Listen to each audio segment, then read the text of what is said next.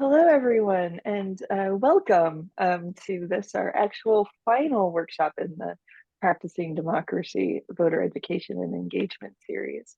My name is Ellen Knutson, and I am the Program Manager for Practicing Democracy, and it's great to see some familiar faces as well as some new faces. I'm joined today by Kathy Copeland, the Director of the American Democracy Project.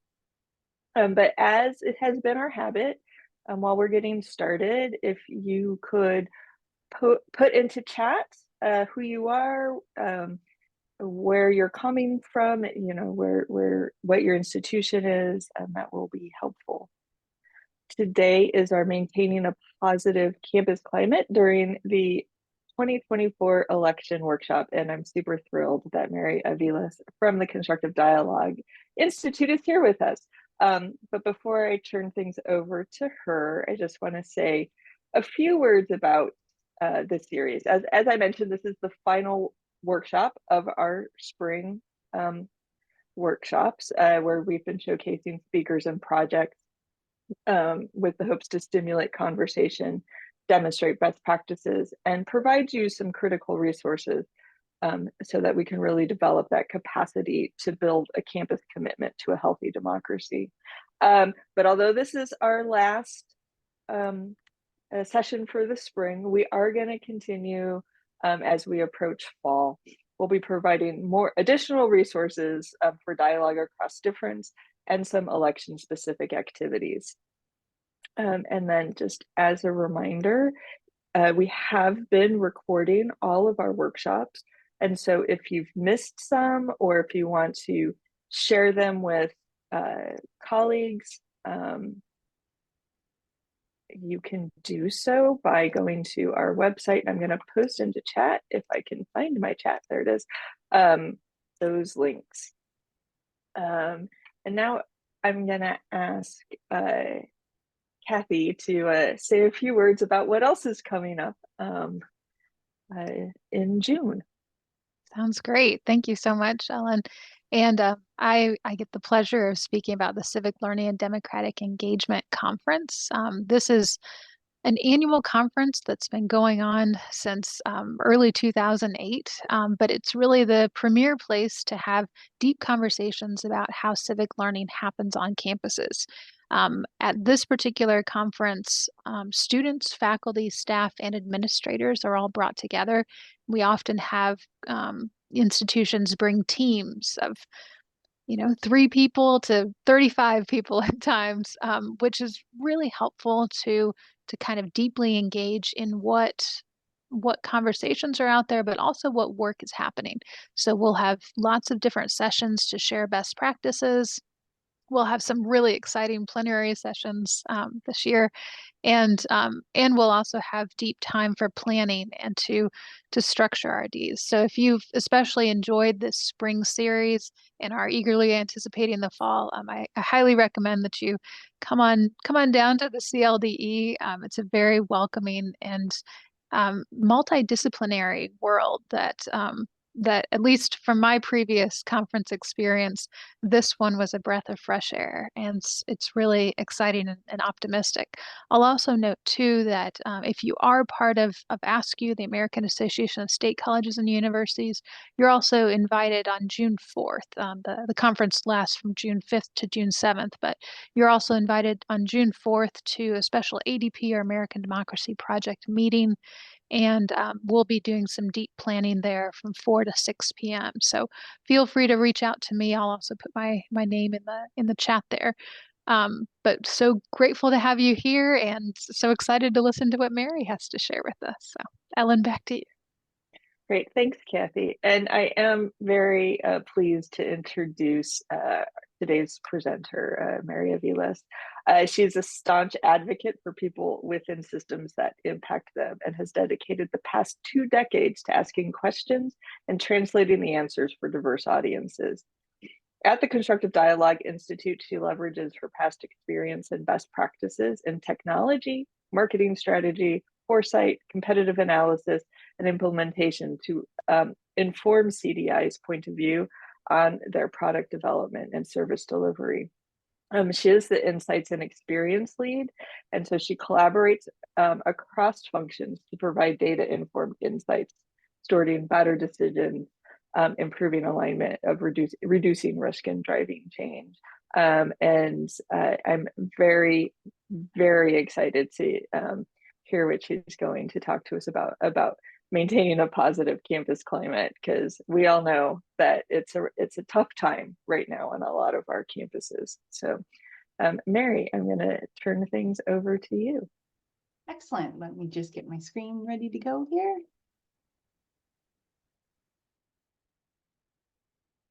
All righty. Okay, thank you so much for that delightful introduction, Ellen. And thank you for all joining me today. Whoops. As Ellen mentioned, I am the Insight and Experience Lead at CDI. And for those of you who don't know us, we develop research-based educational tools, resources, and frameworks to help institutions communicate across differences and build inclusive cultures. I am no stranger to market disruption, and you might argue that higher ed is in a little bit of a phase of disruption right now. I lived through the dot-com boom, and I was in medical device manufacturing while health systems were shifting to value-based pricing models. And I am based just outside of Detroit. So I lived through I was working in the Detroit economic development ecosystem post-Detroit bankruptcy. I was working with data viz associations while data visualization was coming into its own during COVID, and now I'm in higher ed. So that's a little bit of my background with disruption. I want to ask you 2 questions for you to think about and put into the chat here, and you can see them on the screen. You know, as you think about the 2024 election, what are your goals for your campus? And then on the other side of that, what are some of the challenges or concerns that you might be anticipating as you head into as we really get closer to the fall? So why don't you drop some of those thoughts in the chat if you wouldn't mind? And we'll just see what folks are thinking about.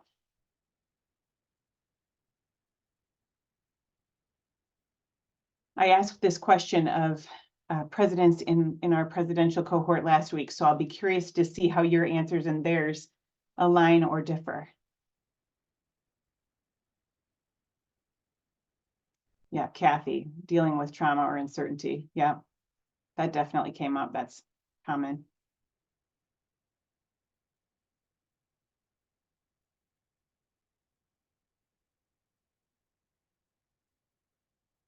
People learning how to listen to each other, staff and faculty. Yep.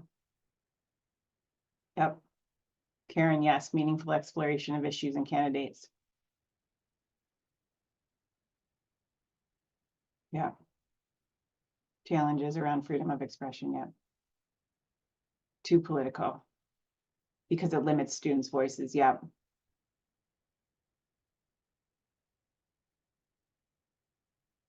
Lean in and remain engaged. Yeah, engagement was a big topic. Folks were feeling in my group last week a little bit worried about it, even more worried about engagement in this election than in previous elections. Yeah. Okay. Yeah, thank you. Thank you for that feedback, and feel free to, keep dropping any in, and we'll keep looking over those. Over the past several months, I conducted interviews with 21 college presidents, administrators, faculty, and staff about 2024 election goals for their campus communities. And I also reviewed lessons learned from past elections.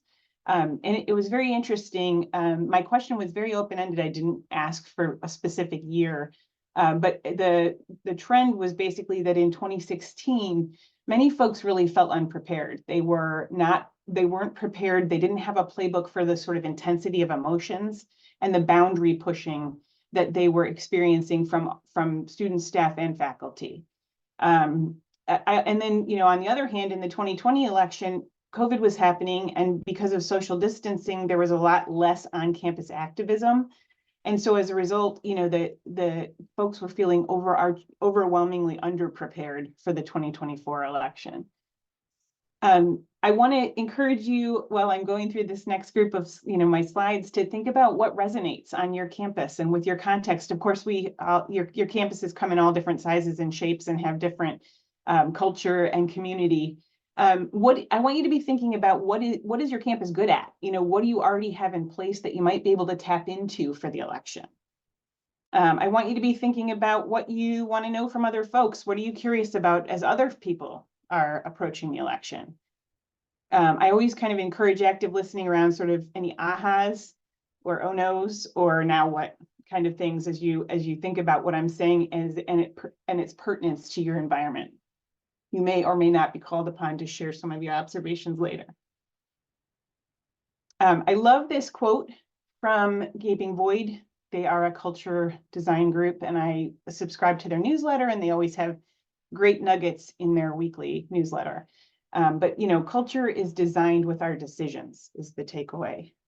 And so you're going to hear me in the strategies that I share with you, highlighting specific decisions folks made and trying to sort of think about then as a result of that decision, what was the impact on culture.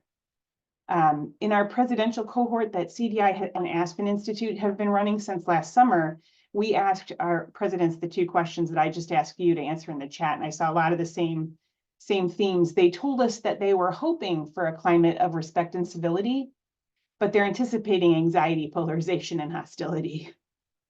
So I ask you to ask yourself, what would the majority of your campus community say that they currently experience? Would they say that they currently experience a culture of civility and respect on your campus today?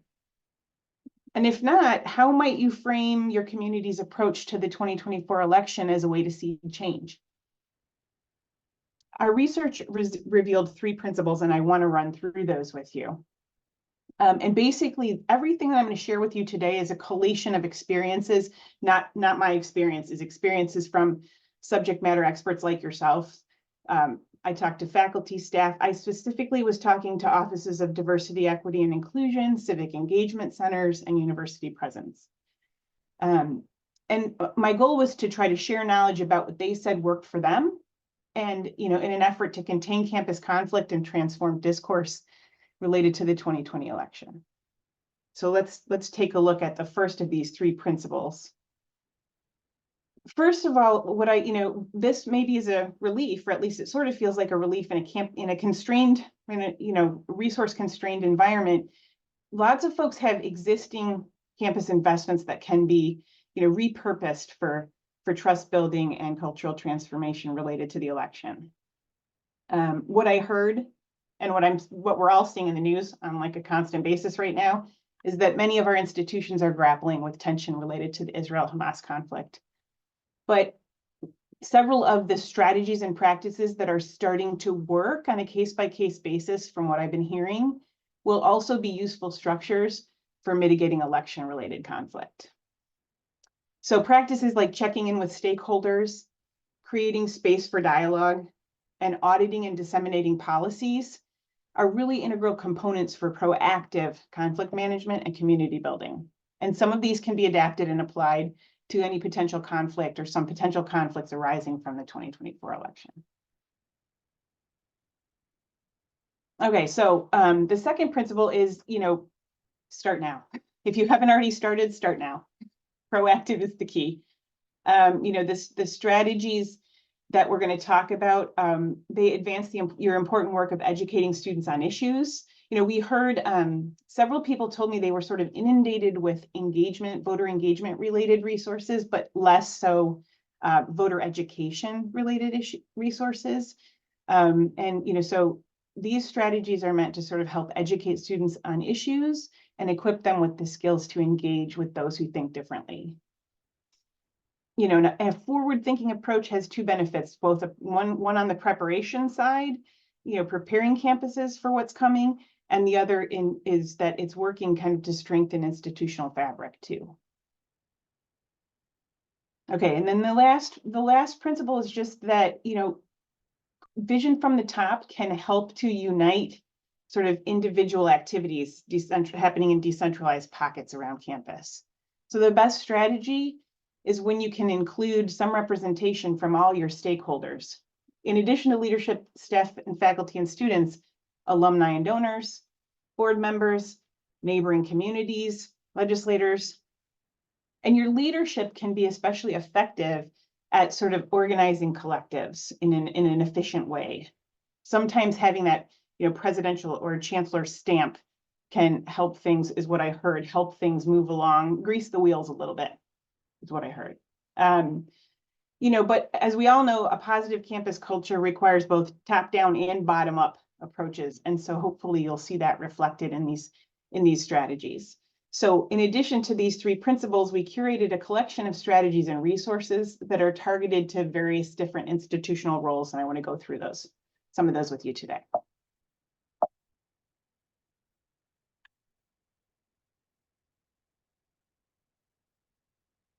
Okay, so today I'll focus on 5 student-facing faculty and staff considerations and strategies.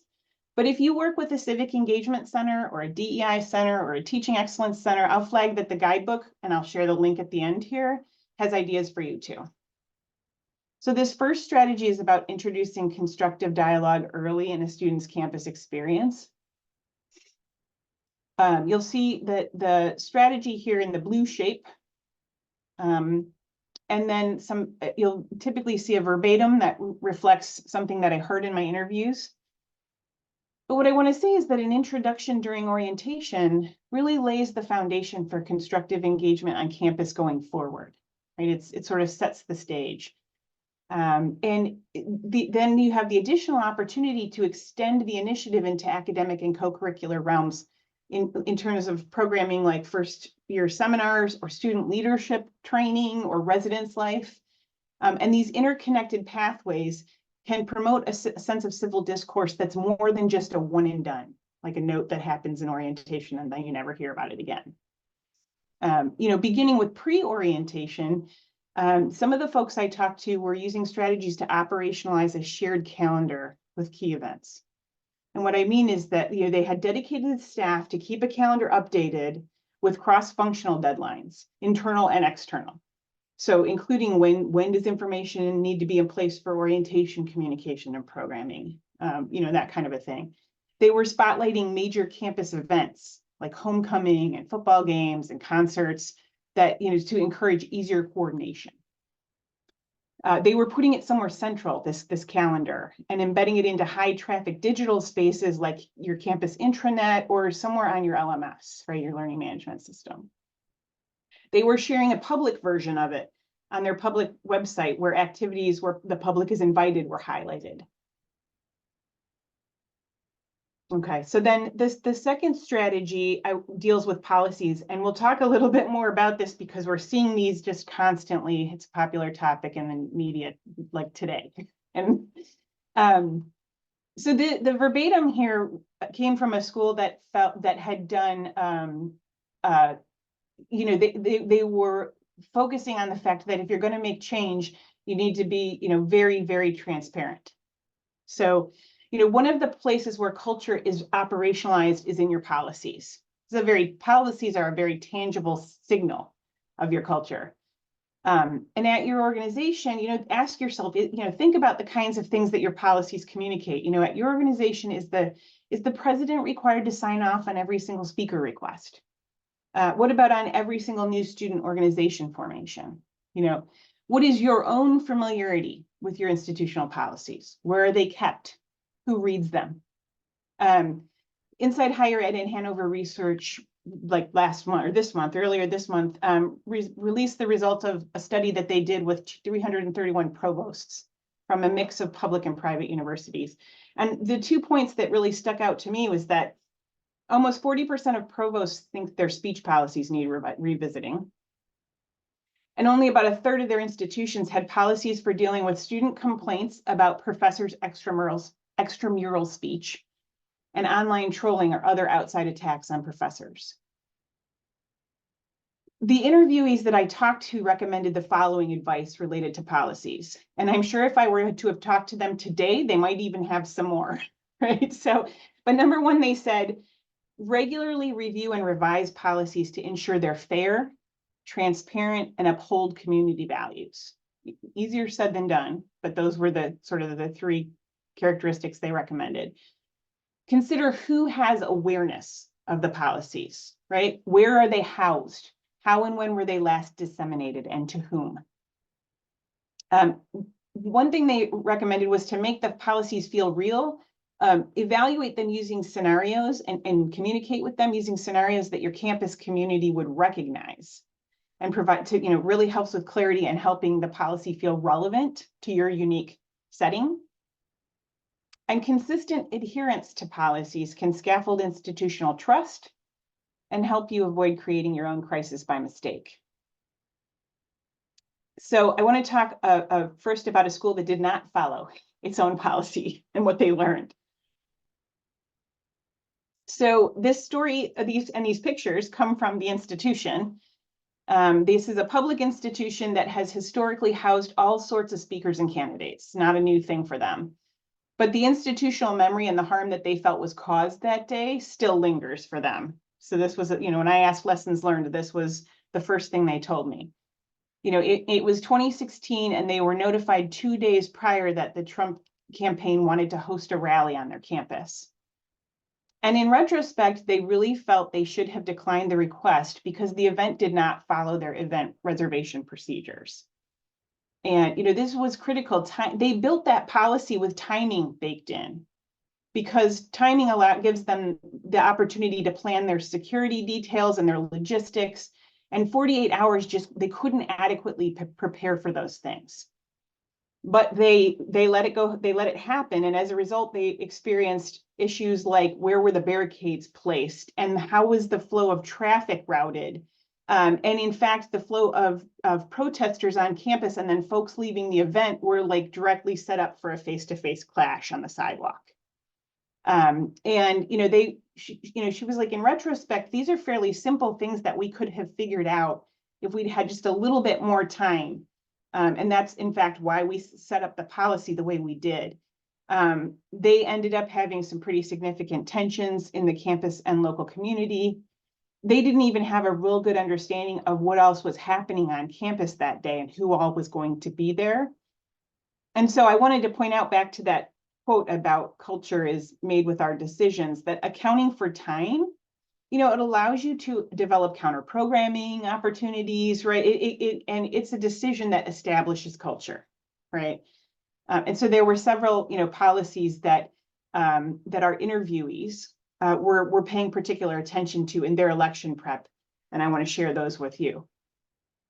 This was sort of their comprehensive list, and I'll say that was prior to the last 2 weeks of all the policy stuff in the news lately. And I won't go through all of these, but I wanted to highlight a few by asking you to consider your own campus policies. Do you have what does your free expression policy look like? Does it comply with constitutional and statutory requirements related to free speech and Title VI? Does it define the boundaries within which expression must occur to maintain a respectful and inclusive environment? And what do respectful and inclusive mean? What about online trolling or doxing of or by campus stakeholders? What about extramural speech? Okay, several folks mentioned posting and chalking. What can you post? Where can you post? Can you have a campaign sign in your office? Right? What about your hate symbols policy? What constitutes a hate symbol on your campus? What are the reporting procedures if one is encountered? What are the repercussions associated with using hate symbols? What are the exceptions to that policy, if any? As I mentioned at the beginning of the discussion, policies have been in the media a lot lately, and I want to talk a little bit about that. This quote comes from a New York Times article from April 18th. And like I said, I'll share links with you at the end of our chat so you can go look at them if you want. But I'm referencing this because policy review may not be popular, and a participatory review process will take time, right? That's another reason why we're recommending getting started on your November planning, like right now, like yesterday. Enforcement in the face of an active crisis is being perceived as an abrupt escalation, right? Some of this is because of a past history of inconsistent adherence to or enforcement of policies. Some of it's just a lack of awareness, like we just talked about. In this article, presidents interviewed cite a variety of other things in the mix: physical aggression and violence, protesters wearing masks and refusing to identify themselves, folks who appear to be like a small group of people who appear to be very uncompromising and not only interested in disruption, not dialogue. But what constitutes disruption? In the article cited that Michigan was reviewing their policy and that the draft was being criticized as being too vague and broad. But the article states that Michigan's goals were improved clarity and clearer definition of terms, which is something that our interviewees highly recommended. And Michigan's president stated that they plan to take their time and collect community feedback. Again, two things I wanted to point out: time and community feedback, right? Northwestern is facing similar criticisms for enacting an interim addendum to their university demonstration policy after this weekend, amid the start of an encampment at Deering Meadow, right? So, I read about, but then on the other hand, I read about examples this morning where the takeaway was engaging in clearer communication before tensions escalate has gone pretty well. So Michigan State had an example, this was, I think, in the Chronicle this morning, where the president was able to speak to the students who were trying to get a permit for an encampment, and they basically were able to work that out in a less tense setting. And I read an example from DePauw where the students who were silently protesting during a panel where there were board members were at the end of the panel invited to the front and were engaged in discussion. So that's what a few folks are doing in response to disruption. But I also want to share a case study of a school that we talked to that was doing a proactive approach, right, to really help get ahead of some of this. Raising awareness of changes to campus policy is no small feat. At the outset of each semester, Muhlenberg disseminates their policy to the whole campus, all internal departments via email within the institution. But then they also use email and social media platforms to update student government, student clubs, and student organizations. And then they had done just a whole flood of policy reviews this spring semester. So to bolster their understanding and implementation of these recent updates, they held 6 training semesters or sessions throughout the semester. Each session incorporated a case study, like we suggest, like that point about sort of putting the policy in context, and a question and answer segment. And they were made mandatory for all student clubs. Looking ahead to the fall, Muhlenberg plans a similar series, beginning with their partisan political policy. They plan to highlight it at their student-sponsored events and their club fair. And they're tapping into their nonpartisan student-led political engagement organization, Berg Votes, to help get it distributed, including to resident advisors. So I want to pause there for a second because we just went through a bunch of stuff on policies. And while I would not consider myself a policy expert, I will attempt to answer questions you might have about that stuff that we just went through. And you can come off mute and ask the question if you'd like, or if you'd prefer to pop it into the chat, that's fine too. Any questions or even just comments on that whole flood of info? Yeah, go ahead, John. You're on mute, John. Yep. Thank you. Yep. And Mary, thank you for all of this. I'm looking forward to not only taking notes now, but seeing the recording and taking some additional notes. As important as all of this information is for the upcoming, in preparation for the 2024 election, it's just a comment, and I'm sure we're all on the same page, but it's important to keep this going beyond the election, between elections. Absolutely. And I actually have a few ideas for you about that toward the end here. And when I send you the link to the guidebook, you'll be able to print or save this down so you have these strategies and a whole bunch more. Yeah, thanks, John. Appreciate that. Anyone else?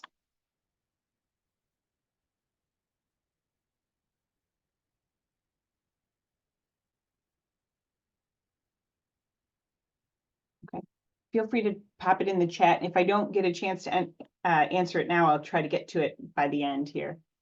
Okay, so as a part of your success with cross-campus communication, it's dependent on nurturing connections, which is our next strategy.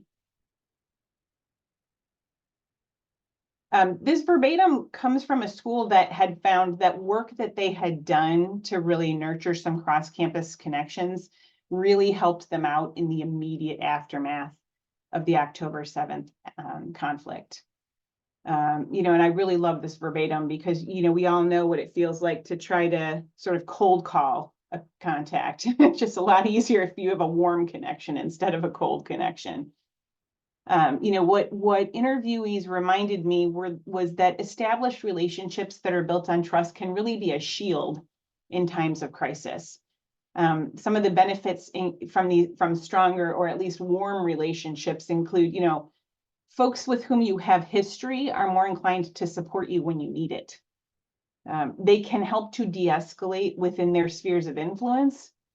And they're more likely than a stranger to question inconsistent narratives. And what I heard here in my presidential cohort all the time is how easy it is to lose control of your narrative. On campus, the folks that I talked to really encouraged thinking about where are their silos, right? So cultivating relationships in staff between student life and faculty folks, right? How important that was. And among student leaders. And so on this topic, Muhlenberg also shared a lesson with me that they had from a past election experience. They had some pretty significant disruption occur that they realized that they had neglected to intentionally provide opportunities for their student leaders to get to know each other and to work closely together. And if they had, they feel certain they could have avoided some of the challenges that they faced. And so as a result, they're really making a concerted effort to give their student leaders time together to help them to start to establish a community of, amongst themselves in preparation for this election cycle. And then off campus, a couple of folks really highlighted how important it is to build relationships with government officials, including periodic proactive updates to the folks like donors and trustees and alumni outside of formal meetings. In fact, one of the presidents that we spoke to told us that she prioritized establishing relationships with her state and local legislators and her local community business owners before she even moved in to that campus housing. And she just had a trove of really good examples of the positive benefits or that relationship building did for her. When disruption occurs, as it inevitably will, these relationships allow you to take more of a reassuring stakeholder stance as opposed to defensiveness in your posture.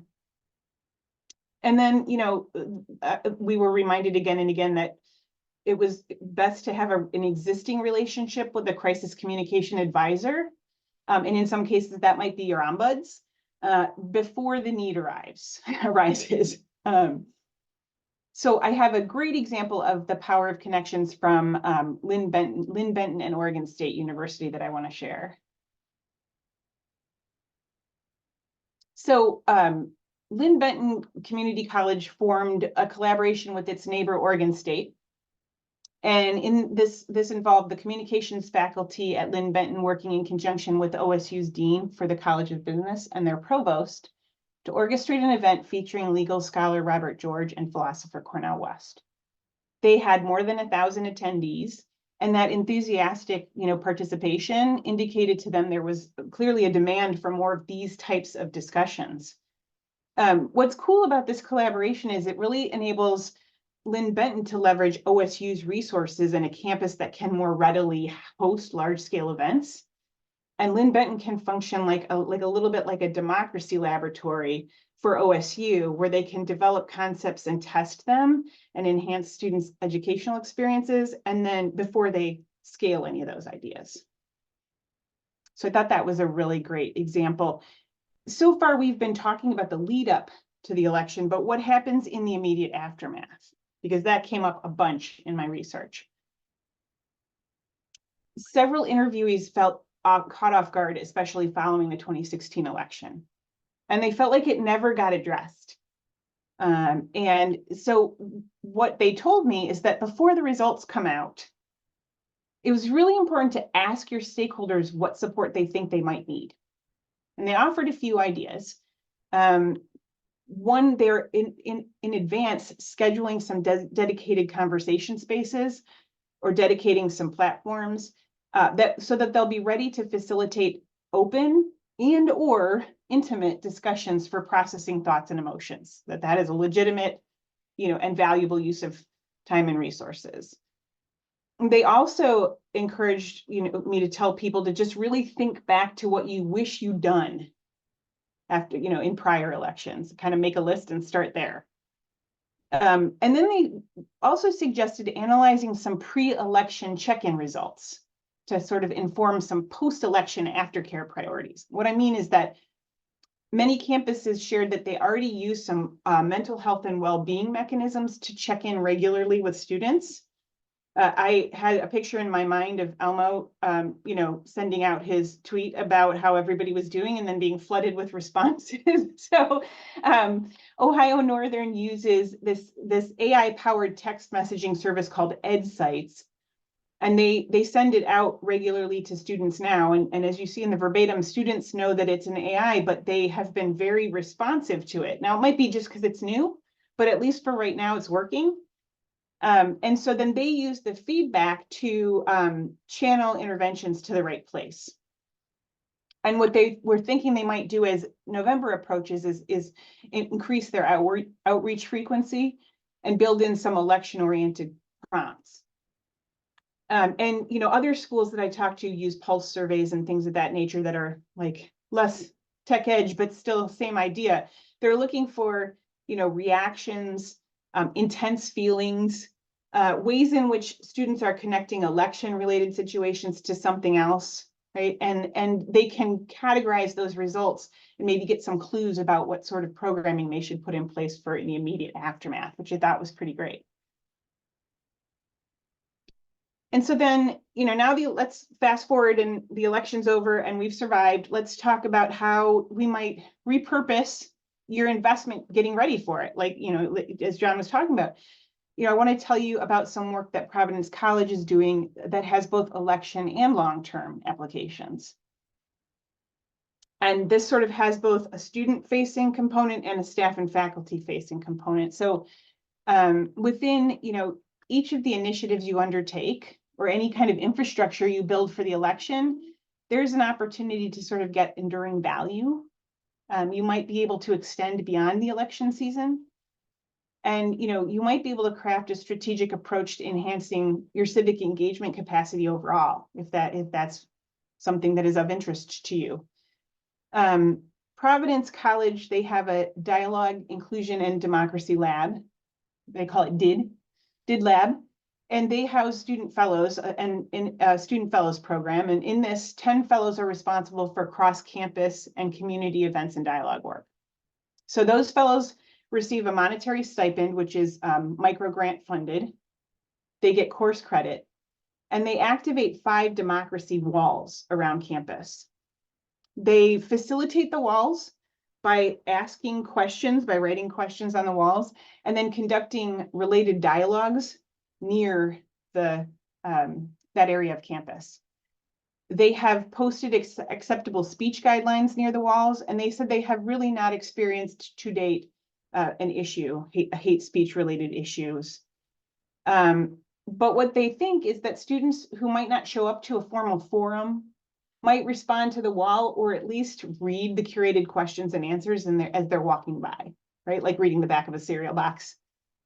And the DID lab also provides year-round opportunities for like neighborhood cleanups and community housing events to illustrate a range of different kinds of civic engagement beyond just the election, right? They're also making significant improvement in their investment in their faculty with implications beyond the election. And so I wanted to share that too, because staff and faculty are crucial campus culture influencers, as you know, right? Many of you impact your institutions longer than administrators and students do. So the Civil Discourse Faculty Fellows at Providence craft courses and projects that infuse college with inclusive and participatory learning opportunities. The folks organizing are seeking to partner with faculty who are willing, right? A committee of the willing to integrate meaningful dialogue into their curriculum through the integration of, civil dialogue into a course. And so that kind of gives you both a student look and a faculty look at a particular institution's approach. So that wraps up the 5 strategies I wanted to share. This seems like a good moment for some reflection. I just did want to ask, I promised at the beginning that I might ask you to share some of your observations. I would love to just sort of hear anybody's, ahas, anything that you heard where you're like, oh, we could do that, or we're already, or anyone share who wants to share a case of something you're doing. That would be great. I'm sure that we would love to hear that. Feel free to come off of mute and chime in.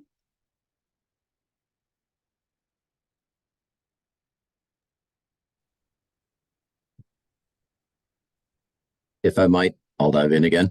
Okay. I appreciate it. I'll tackle one for each of the 2 prompts you had. One, I would love to learn how folks have addressed faculty and staff who self-censor because they feel that there would be recriminations if they voiced their, in our campus, it would be right-leaning, conservative, libertarian leaning ideas. On the flip side, in terms of what has recently worked well, we had a visit from a speaker who could, all right, Riley Gaines, was here, and there was a lot of unrest. There weren't protests, but there was a lot of face-to-face, I can't believe you're doing this on campus, but it was an all-hands-on-deck approach to make this event successful, as in the speaker was able to deliver her message without any interruption, any disruption. And maybe one of the biggest successes is that we had folks from off campus, our neighbors, at the event, which had over 200 people. The room was packed. And that gives folks the idea that, you know what, maybe this liberal bastion is not as filled with a bunch of lunatics as we thought. We can work with them. I'm curious, John, what did you all do in your planning, that you think that, helped to allow, prevent disruption and allow the talk to happen? Yep. And I have to add also that this was in a really short turnaround, a week, 10 days. It was just quick. So it was reaching out first to, and I was a point person, long story short, but I was a point person. I reached out to our director of communications. And then from there, we reached out to a vice president for student affairs and for academic affairs. We reached out to director of campus activities, and we worked closely with the students who initiated this and their contact with the Gaines organization. There were emails sent out from the president's office before the day of the event and on the day of the event, which was only 2 Fridays ago, and that stipulated these are the guidelines for freedom of expression, and you will stay within those guidelines. And then they were also plastered all over the building. We had University Police was coordinating with the Gaines organization so that Riley Gaines had 2 of her guards there. Yeah. And we had 5 UPD folks. We had students who served as, the word was, ushers, so that if Suarez was being obnoxious and interrupting the speaker, then one of the students would come over and ask him to just chill. Okay. If he piped up again, then we had 5 faculty staff who were then the next phase of going in and asking the person to just cool it. And if the person piped up again, then one of the UPD officers would come by and remove the person. Okay. We did not need any of that. Okay. So, and it was, a big relief, Okay. obviously. That's a great story. I have too in the guidebook too, a list of sort of things to think about like that, with some tactical things you can do in advance of a speaker coming, and like with timelines attached, as well as a case study from a school that has revamped their approach to speakers completely and has had some great success that hopefully will be useful to you all. Anybody else want to share any ahas or things that you all have been doing or trying that is working or not?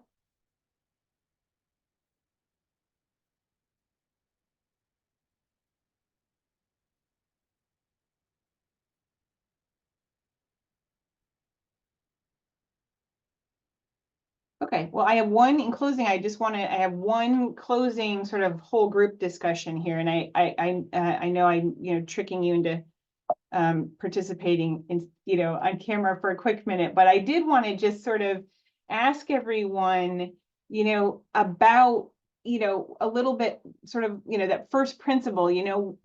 What do you have, even if you haven't activated it yet, as you were listening?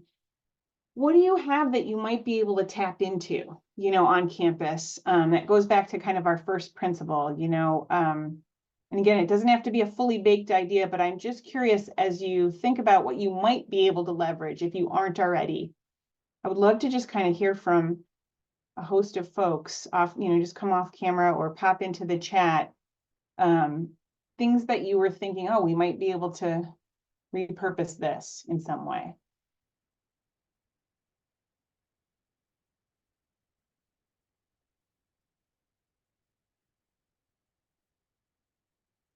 Oh, Babette, that's interesting. Do you feel comfortable adding to that at all? Like when you say that you don't, do you have any, you want to share a little bit more about that? Well, we have had, can you hear me? I'm on my phone. Yeah. Okay. Yeah, we had a lot of enrollment issues, so we don't have a lot of students just plainly on campus, physically on campus. So that is a big challenge. And then they are also, I mean, I was commiserating with John in a group chat the other day. They show up for the spring bash when there's like a bouncing castle, which is kind of like not their age level, but not for anything having to do with politics. I think there's a lot of shell shock and like just hesitation to talk because they don't want to get into a fight. Yeah. And they associate politics with ugly things. Yeah. Well, and that's interesting. I heard two things that might be useful there. One was it was in a conversation around this worry about engagement, right? That students don't seem to want to engage in the election because they don't like either of their choices, even worse than in previous years. And that was really in that campus, they were working really hard to not have civic engagement be so focused on the election, right? The election was like another in a long list of other ways. And, so they're trying to encourage people to think about, where do you have more control in civic engagement? Like school board meetings and, local nonprofit boards and volunteer opportunities. And, so they were very actively trying to shepherd students into things they could do that are civic engagement, where they feel like they have more local control. And then sort of wrapping the election into that message, right? The election is, of course, a big deal, and it is a touchstone of democracy, but like day to day civic engagement opportunities are all around you, and you might have more control of those. And so they were experimenting with whether that had an impact on engagement in the election. So I thought that was kind of interesting. And then I heard one other person who talked a lot about, they did like a big celebration of the election. So after, and the reason I'm queuing into this is that, your point is valid. They want to do fun stuff, right? They want to do stuff that's not scary, but still has a social component, probably has food involved, right? Might have like a physical component to it. So what could you do that's election related that might have some of those components in it? This particular school did sort of a celebration of the election, the national election, but you could argue that you could do this for more than just the election. So they had like this thing where you would get like a passport and you get your passport stamped at each of the locations. And one of them was to sort of look at the background of the candidates. And one of them was to figure out how to find, their platforms online. And at the end, if you had like, yeah, exactly. Some people had dogs for democracy, right? They brought their dog, you come and pet the dogs, and then they got ice cream. So they were definitely couching they were mixing the fun into the political and civic engagement message, which I thought was a great idea. What about anybody else? What is anybody else thinking about related to, I appreciate you sharing that, Babette, related to what you might have that you could use? For our campus, we have something that's called Floats for Votes. Okay. Which is we invite all of the candidates from both parties to come on campus, and they have a table and we have root beer floats and pizza.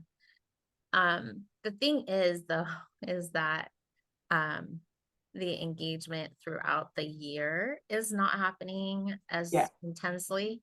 Yeah. And also, if 20 students show up all night, then that's considered a success. Yeah. And for me, I feel like it's not really followed up with very well as far as what are they coming for? What are they learning? Why don't we have, a higher expectation of attendance? What can we do to get more? But I think, student leaders are taking 5-6 classes, and there's not a lot of support within the student leadership and academic leadership to have a higher expectation.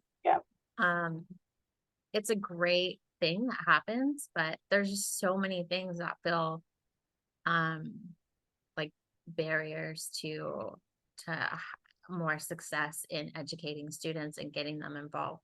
Yeah, you're exactly right. There's a million different, and thank you for sharing that, right? There's a million things pulling on them, and their engagement hasn't recovered from COVID anyways, right? And so that's the reason I really mentioned in that early principle about how important campus-wide coordination can be.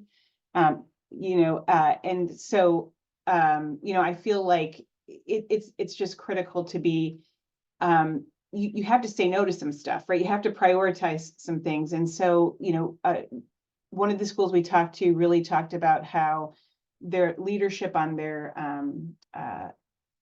at sort of from the top down, they were working to get a national designation. I think it was from like All In.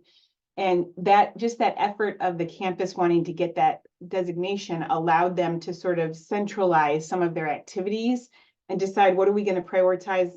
Who's going to work on we're all going to sort of row in the same direction, so that, maybe we have fewer things, but better engagement on our fewer things. And we really have more people putting their effort into it, right? And it's getting more visibility campus wide. And so that was, I'm sensitive to the fact that a lot of effort for 20 students, depending on the size of your campus, can be challenging. So I appreciate that.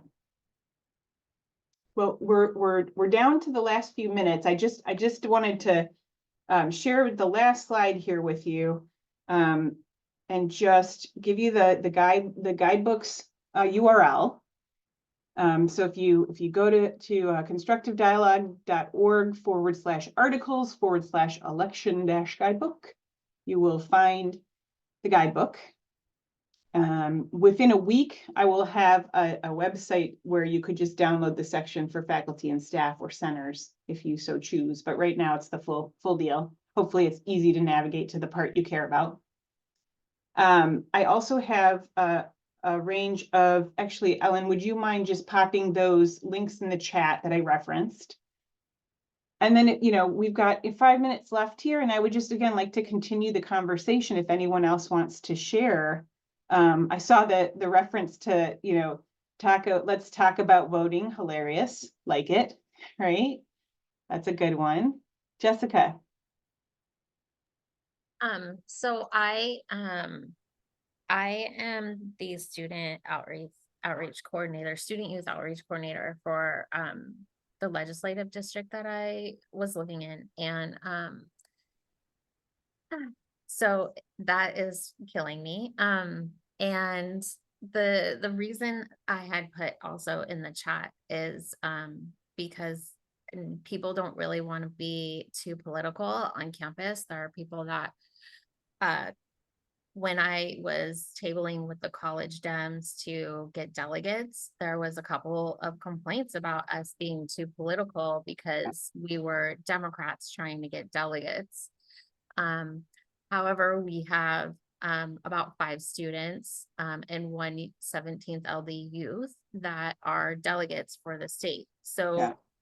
I feel like I feel between a rock and a hard spot because everybody wants students and youth engaged, but nobody really wants us to engage students. And do you have any suggestions on what can maybe be done from the outside? On Wednesday, a few of us are just gonna show up at the soft opening of a food truck area and it's Yeah. by high school. So we're gonna hand out flyers of, our local candidates and then our state candidates. They have QR codes, so they'll be able to go on to their websites, but the websites are pretty generic. Yeah. And also we don't have a lot of engagement, so we don't have events to invite them to yet. Yeah. Yeah. I'm not really sure how to move forward. Yeah. Well, you brought up a couple things, and I'll try to sort of pick out a few things that I think might be helpful. I definitely heard one school in particular said that the student affairs department took a lot of heat whenever, that students didn't feel it was appropriate to talk about politics at all, period. Not did you vote, not you should vote, just any, like the topic of politics, and so that is a, systemic and cultural issue that really you couldn't fix by yourself without an institutional effort to educate around that. And what I would encourage, like, what we encourage when campuses are trying to tweak or revise their culture is to bring students, right, with even students on the wings or the people with extreme opinions, bring them to the table to talk about, what constitutes, what's behind the concern, and, to try to get to a place where perhaps what kind of education would be necessary, and to understand the boundaries of what's partisan and what's nonpartisan, for example, right, in behavior and in verbatims or discussion words, definitions. You mentioned going to the opening of the taco truck area, and I think that if you're providing, if you're pamphleting for all parties, that is a nonpartisan activity, right? Now, if you were going to, the only ones there, and you're a staff member employed by the university, and you're only representing the Democratic Party, that could be hard, right? No, I'm just a student. Okay, sorry, I missed that. And I'm a volunteer. Yeah. I'm volunteering with the 17th LD. Yeah. I'm not employed by anyone. Okay. I mean, I would just encourage, a way to demonstrate nonpartisanship is to bring someone from the other side. Except we have Joe Kent. Pardon? We have Joe Kent. So Okay. I'm not really sure I want to put him on any platform. Yeah, I understand. That's very dangerous rhetoric for Yeah. anyone, let alone high school students. Yeah. Yeah, I mean, I understand your issue. I mean, is nonpartisan really the only way that you suggest to get students interested? Or I mean, no, but I think that if you have skepticism on campus, a way to address, that your one agenda is being pushed over another, a way to address that skepticism is to try to take more of a content neutral stand. When I did these interviews, folks, there seemed to be sort of two categories of folks. There was sort of the folks who were, you know, content neutral or nonpartisan, and then folks who were more interested in sort of referring to that as pluralistic, right? So that means, you know, embracing all, right? I think that, again, those are definitions. I think it takes some time to talk to you know, to participate with the community and figure out what kind of definitions the community agrees upon. But, you know, I don't want to Those are paint. some good suggestions that we can ask the high school students about when we go out there. Yeah. Thank you. Sure. And I see that we're at 3:01 here, so I want to be sensitive to everyone's time. I sure appreciate that, Jessica. That was great. Thank you. Deb.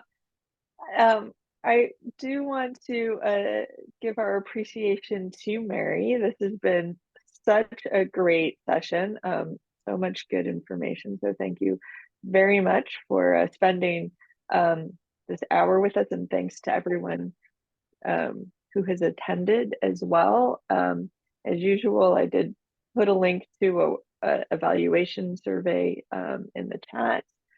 So if you could take a moment to fill that out, that would be great as well. And I will officially call the session to a close.